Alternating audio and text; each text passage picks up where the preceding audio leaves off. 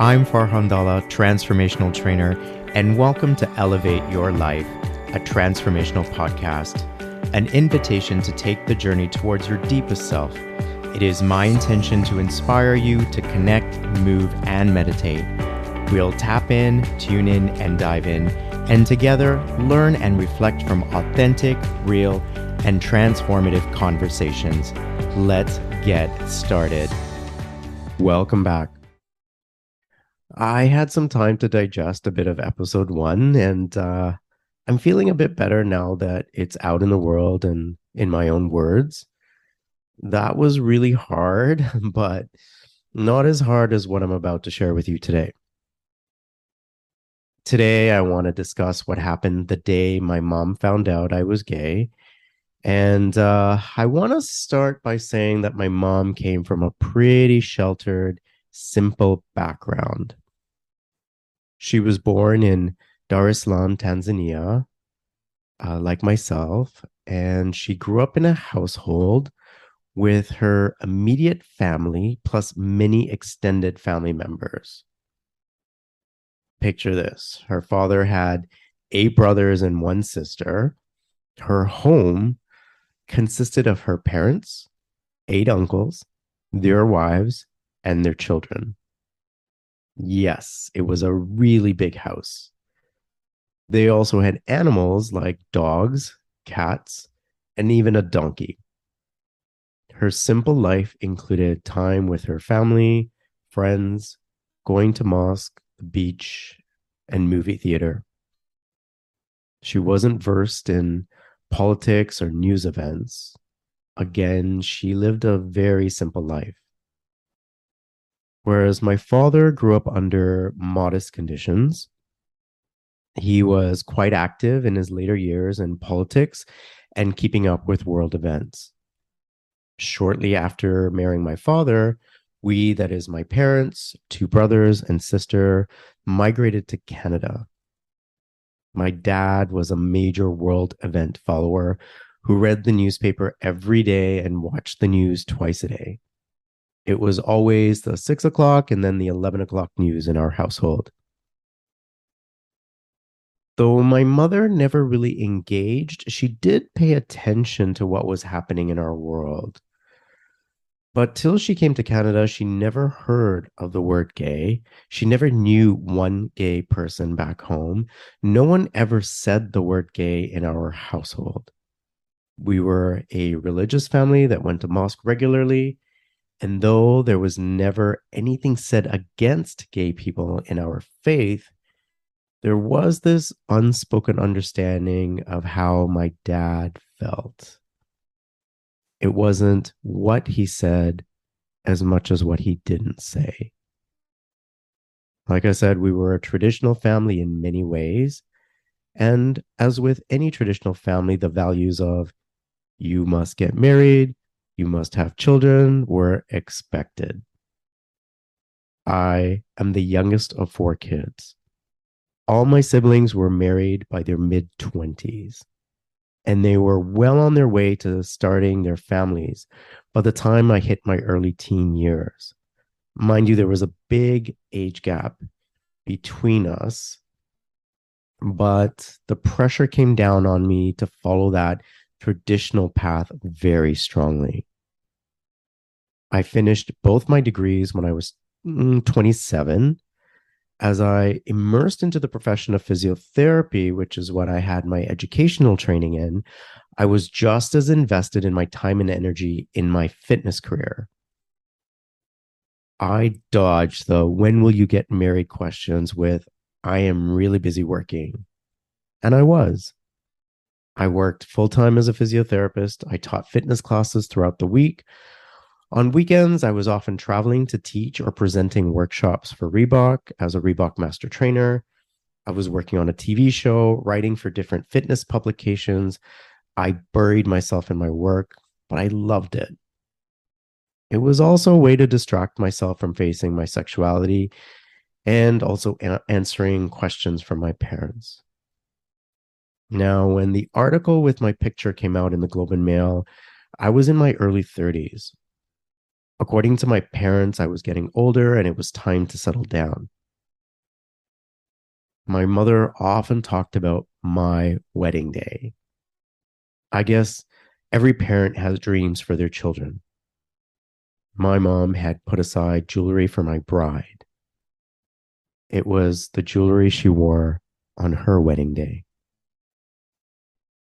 She wanted to pass that jewelry as part of her legacy to my wife. The burden of all of this was weighing me down. I held information that I knew would not only disappoint my parents, but take away from my mom the way in which she dreamed that part of her legacy would be passed on. Every conversation around the jewelry was stressful for me. In my mind, I thought I could avoid coming out to them. What was the point? It would only hurt them. But at the same time, I felt like they didn't know me. They didn't know who I really was. It tortured me to keep the secret, to live a secret life. But I was also scared. I think my biggest fear was that I'd be rejected by my parents and my family. And in hindsight, I think I had already rejected myself. But in working with my spiritual therapist, I was able to come to a place of self acceptance and even self love. Recently, actor Noah Schnapp from the series Stranger Things came out. He posted a message he received from his grandfather on social media that read, "Hey, Noah, I became aware today of your public announcement that you are gay. I just want you to know that I love you the same, and I'm happy for you to be open and to be yourself. Just be proud of who and what you are. Iris and I are supportive of your honesty and ability to express your true self. Love you to the moon and back." To which Snap expressed his love for his supportive grandfather, writing on the caption, "I love you, Grandpa. Though I'm really happy for him. I wish everyone's coming out was received with unconditional love." I have to be honest and say my experience was different. I'm going to take a deep breath now as I talk and relive what happened the day my mom found out I am gay. I think I was in my early 30s. I can't remember the exact year, but we were coming back from seeing my mom's cousin from the hospital. We got the news that she was end stage, and we were feeling pretty emotional about the news. We were feeling the heaviness surrounding all of that. As I started to pull up to our driveway, she brought up the topic of marriage again. "Farhan, please tell me why. Why aren't you getting married? What's the reason?" I was completely blindsided. Why was she bringing this up now? To which I responded, "Mom, let's talk another time, please." I tried to dodge her, but she knew how busy I was, and getting an opportunity to talk to me was very hard. I was always working. We barely crossed paths. From the tone in her voice, I knew she was very worried about me. And this was a rare opportunity to have me alone, and she wanted answers. "Is there something wrong with your health?" she asked. I said, "No, Mom, I'm fine." "Then what's wrong? Why don't you get married?" And then came the words I didn't even think she had in her vocabulary. "Is it because you're gay? And if you are, then that's shameful." Thank God we weren't facing each other when we were talking.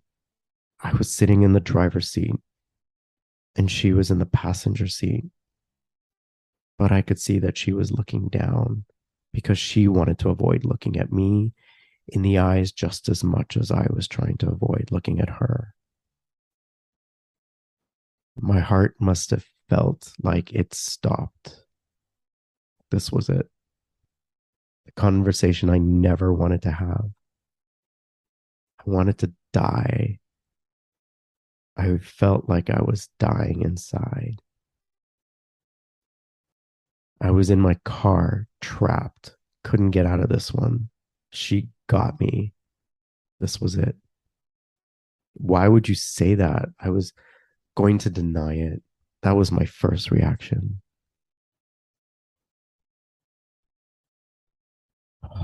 She had definitely been keeping a close mother's eye on me, more so than I realized.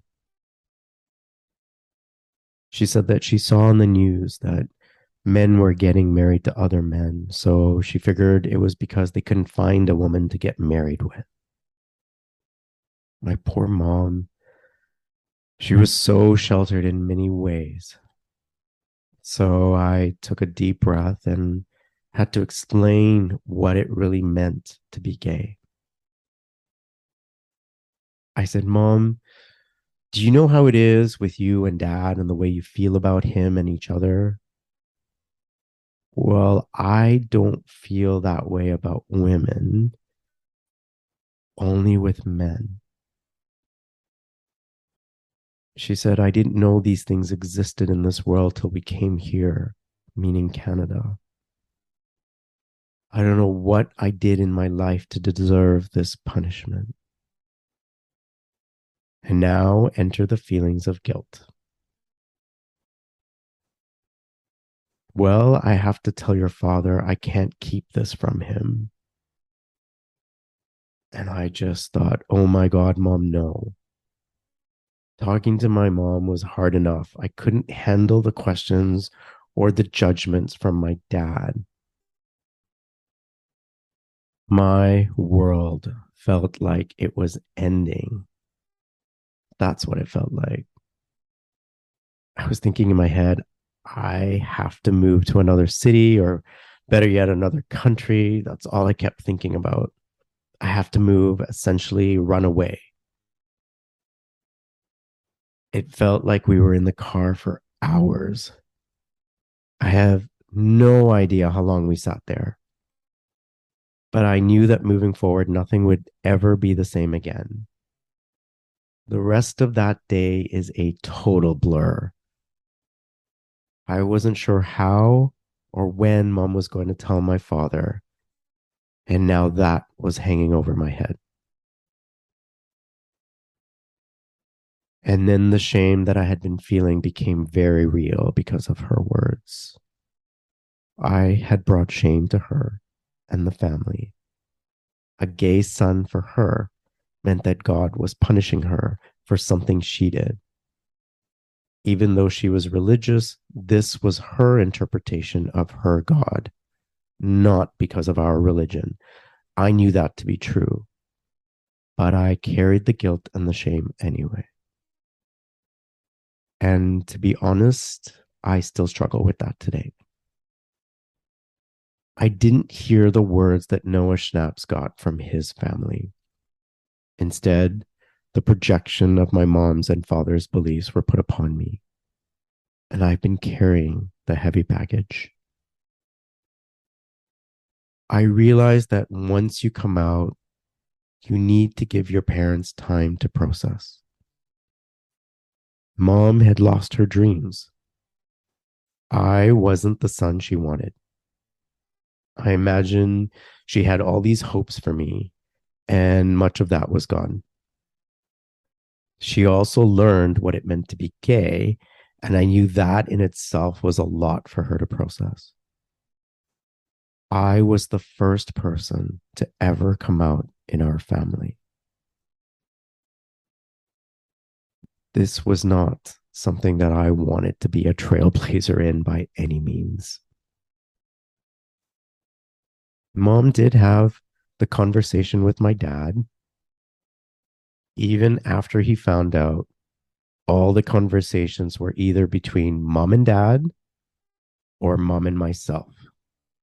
My father never spoke to me, never about this issue, not once, not a word.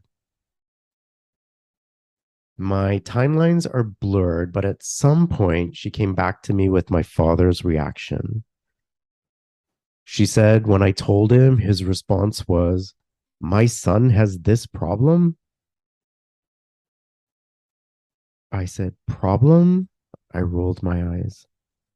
He thought I had a disease, a medical condition that required medical attention. And his solution? She said, "Daddy says we can take you to India and find a good doctor to help you." I said, "A doctor in India?" I said, "Mom, this isn't a disease." She insisted. She said, "Farhan, let's try." I could feel the desperation in her voice. They saw me as broken, as sick, and I don't even know how they even classified my illness. Was it physical or mental illness? I didn't even know where they did their research to come up with that solution. I didn't want the details. I didn't need a solution. I just needed love and acceptance. I knew I had to be patient and give them time, but I shut down the topic of getting medical attention or any sort of medical treatment. Mom, being a religious woman and with strong faith, turned next to speaking with members of our community who are knowledgeable in regards to our faith. And after speaking with them, she came back to report the advice she was to give me. And that was, tell him to get married anyway. And that there were a lot of women who would consider marrying him. Oh my God. I didn't need a solution. I just needed love and acceptance. It was clear to me that they were really concerned about what others were going to think about me and our family. That said, I won't go into details, but our family wasn't perfect. And in my opinion, there are things in our history that happened before I was born that seem far worse than me being gay. As time went on, I figured this was something that is mom and I, weren't going to talk about anymore. My sister and I did have a few conversations about how mom was struggling and about the jewelry. And she said, just let mom decide about the jewelry, but that she was on my side and there to support me. At least I had one person in the family who had my back. And she did the best that she could. But I could tell my sister was processing a lot herself. And then one day, my dad came to me with an offer, a financial offer. Mind you, he didn't even mention the part about me being gay. We never had that conversation. But he was inquiring about an eligible wife for me, the daughter of a former coworker he knew from back home in Tanzania. The family was living in Vancouver. He had never met my potential life partner ever, but was convinced she would make the perfect wife for me. When he approached me with the idea, I was completely thrown off. He clearly had given this a lot of thought. He said he would consider paying me to marry her. Outrageous, right? He was willing to pay money to make this issue go away. I couldn't help but be curious about his offer. I mean, what was the price tag for me being gay? How much was he willing to pay me to marry someone, and a stranger no less? Let me be clear, I was never going to take the money, but I just had to know. So I said, Dad, how much? He offered me $25,000. This is where things get blurry again. likely a response from the continued trauma. I said something to the effect that that wasn't enough. But I do remember immediately calling my sister for reinforcement. She was living in Vancouver and I called her freaking out. And I said, how can dad consider I marry someone he's never met before just because he knew the family from back home? He even offered to pay me to marry this person. The whole idea was so archaic to me. But keep in mind, my parents' marriage was arranged. However, I did not need my dad playing Indian matchmaker. My sister said, just leave it with me. At that time, my dad's sister was also living in Vancouver. My dad called her on the marriage making assignment since she knew the family as well. I don't know all the details of the conversations that took place, but my sister and aunt got together. I don't know how my sister was going to pull this off, but I had to trust her. A few weeks later, my sister called me. She said that her and my aunt went to the mosque that the family went to. They met with the family, but didn't tell them that they were there to scope their daughter as a potential wife for me. They got to meet the woman my father was convinced would make the perfect wife. But for some reason, my aunt didn't approve. In fact, she called my father to say there was no way this woman would be a good match for me. I don't know the reasons. I don't need to know why. But the universe was on my side. My sister called and confirmed. She said Auntie was dead set against the match. We both were relieved. I didn't need to know more than that. I may have dodged the $25,000 bride, but the issue didn't go away. My dad went radio silent after that. I was thinking maybe he gave up, but my mom, she hadn't. A few years later, mom and I were sitting on the couch watching TV, just the two of us. I guess she had been thinking about her mortality. Both mom and dad were aging. I was noticing them slowing down, and dad was having a lot of health issues. Out of the blue, she turned to me and she said, Farhan, if after we die and they find a treatment for you, promise me you'll take it. I looked at her and I could see this was her last effort. She was clearly still struggling and likely felt that everything and everyone, including me, had failed her. I just looked at her and I said, yes, I'll take the treatment. I gave her the one thing she needed, and that was hope. Hope that I would be okay. But it was a false sense of hope that maybe modern medicine would find the gay cure. And if they did, I would take the treatment. The treatment for what they still thought was a disease. I gave her what she needed. But I knew in that moment I had completely betrayed myself, and something I've always regretted. She got what she needed. I still needed love and acceptance. After dad's transition, I spent a lot of time with mom. I became her full-time caregiver for about 5 years. And during that time, COVID hit and the both of us were locked down. I couldn't work because of the risks associated with exposing mom. It was just the two of us. I wanted to ensure that she stayed healthy, so I made her do exercises every day to keep her active, and we watched a lot of TV together. We generally loved home renovation and organizing shows.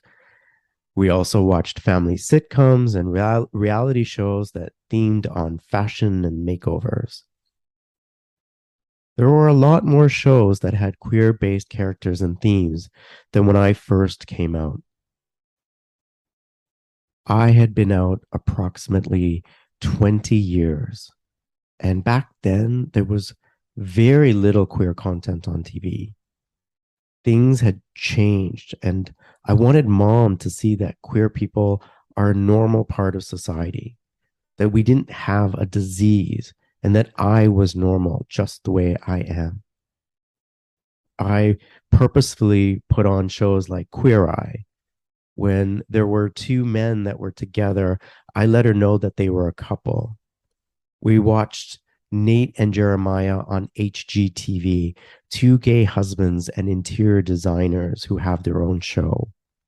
I told her that they were my favorite interior designers. They are two married men with two children, a modern day family. And I pointed that out to her. I made us watch shows where there were same sex couple weddings. I just wish there was more queer content on 20 years back. Maybe it would have made a difference. Who knows? But what I do know is that as we watched together, I think that perhaps it started to open her mind. I can't be sure because she never said anything. But I do know that my mother was very opinionated. If she disapproved of something, she would not hesitate to vocalize her thoughts. Did her silence suggest a possibility of tolerance, if not approval? I'll never know. What I do know is that I was the one that took care of her. I may not have been the son that she wanted, but I was the son she needed. On October 28th, 2020, mom's breathing was labored and her ankles were swelling. I had a feeling that the end was near, but I really wanted us to have some time together, some more time together, as much time as possible. If this was going to be our last time together in our home, then I wanted to control as much of our final moments as possible. I knew that once I called for that ambulance, everything would change. I made us breakfast and we sat and we had a really nice talk. And then I said, Mom, should I call the ambulance now? She said, okay.